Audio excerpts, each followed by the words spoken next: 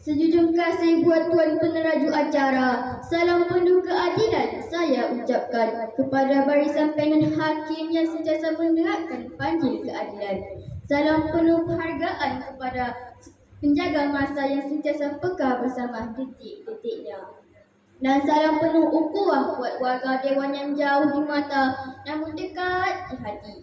Bismillahirrahmanirrahim. Sebagai pembuka bicara, Assalamualaikum dan salam sejahtera saya ucapkan. Berdirinya saya di sini bukanlah untuk membuang masa hadirin, bukan pula untuk mengalunkan irama pop ye. Akan tetapi saya ingin menyampaikan pidato saya yang bertajuk Semak Sebelum Sebar. Tidak boleh jika ada ayu, tiada lesunya. Tak berguna jika ada dayung, tiada perahunya. Tidak lengkaplah pidato saya jika tiada definisinya. Sebelum saya meneruskan hujah-hujah saya, izinkan dulu saya merungkaikan maksud tajuk pidato saya pada hari ini. Menurut Kamus Dewan edisi 4, semak bermaksud mengkaji, meneliti, memeriksa atau meneliti kembali. Manakala sebar pula membawa maksud bertebaran atau berkembang. Maka dapatlah saya simpulkan di sini bahawa semak dan sebar ialah meneliti, memeriksa dengan baik sebelum sesuatu itu berkembang atau diceritakan. Hadirin, firman Allah Subhanahu wa taala dalam surah Al-Hujurat ayat 6 bermaksud, wahai orang beriman, jika datang kepada kamu orang yang fasik membawa berita, maka periksalah dengan baik, teliti agar kamu tidak menimpakan suatu musibah kepada suatu kaum yang tidak mengetahui. Maka jadilah kamu menyesal atas perbuatan itu. Lihat betapa bahayanya fitnah sehingga diingatkan kepada kita di dalam suci Al-Quran. Namun pada masa kini fitnah terus berluasa yang mengakibatkan perpecahan antara kita. Hadirin warga Dewan, dalam dunia sekarang ini terlalu banyak maklumat yang bertebaran sama ada di alam nyata atau di alam maya. Maklumat boleh diperolehi di hujung jari sahaja. Namun begitu, pastikah kita kesahihannya setiap maklumat yang kita perolehi tersebut? Maka adalah penting bagi kita untuk mengesahkan segala maklumat yang kita perolehi. Dalam era pemoden ini, memang telah dinyatakan tentang kebebasan bersuara di kalangan rakyat Malaysia.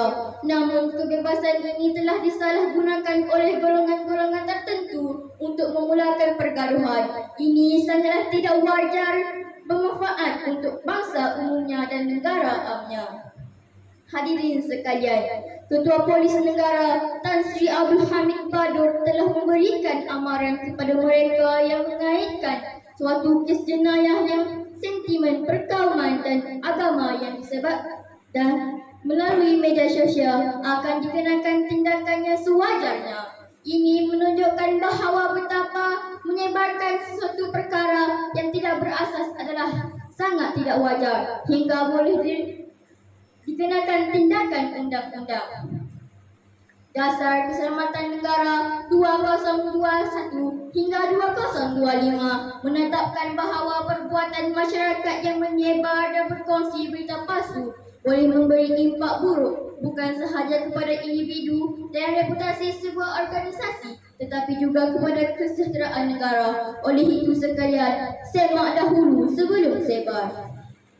Warga Dewan yang setia, pencanggihan teknologi maklumat terutamanya pada era revolusi perindustrian yang berasaskan internet menyebabkan maklumat dapat disebar di asas dengan begitu cepat. Maka tidak hairanlah sesiapa sahaja boleh melayarinya di mana sahaja tanpa had. Masa melalui aplikasi WhatsApp, Facebook, WeChat, Twitter, Instagram, blog dan sebagainya. Selainnya, media sosial ini jika digunakan dengan betul merupakan sumber maklumat yang luas. Namun disebabkan segelintir manusia yang suka menyebarkan fitnah, maka media sosial disalahgunakan. Natijahnya, hubungan keluargaan bertukar menanti belah. persahabatan bertukar permusuhan, dan perceraian menjadi mainan. Maka disinilah pentingnya semak sebelum sebar, periksa dahulu sebelum disebarkan merata-rata. Bagi membendung penularan berita palsu ini, kerajaan telah mengambil inisiatif mewujudkan sebuah laman web khas. Sebenarnya, Dokmat adalah sebuah pusat sehenti bagi rakyat Malaysia untuk menyemak sebelum berkongsi berita yang tidak ditentukan kesahihannya. Hadirin dan hadirat, kesimpulannya, jadilah penerima maklumat yang bijak dan buatlah sebaran sekiranya ia membawa manfaat, bukannya mudarat. Sebaiknya sebaran isu dan perkara yang tular jangan terus disebarkan. Warga bijak, warga bertindak selepas periksa, maka semak dahulu sebelum sebar. Sekian, terima kasih.